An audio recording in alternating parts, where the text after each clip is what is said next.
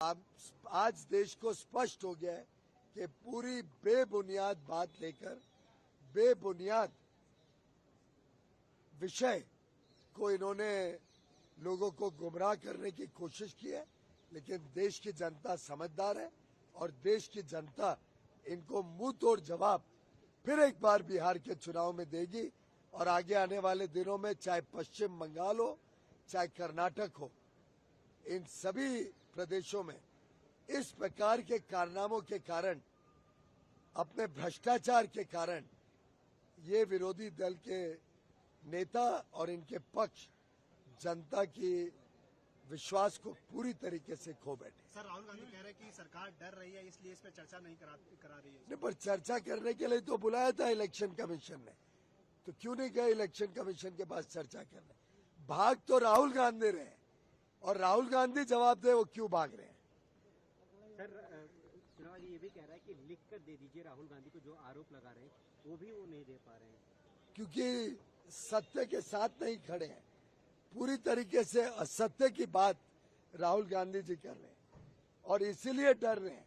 आखिर जब उनके ऊपर मानहानि का मुकदमा हुआ, डिफेमेशन केस, तब वो पेश हुए तो ओथ पे उनको स्टेटमेंट देना पड़ा कि नहीं? तब क्यों नहीं उन्होंने कहा कि मैंने लोकसभा में एमपी का ओथ लिया, इससे अब मैं ओथ नहीं लूंगा। देश में व्यवस्थाएं हैं, कानून है।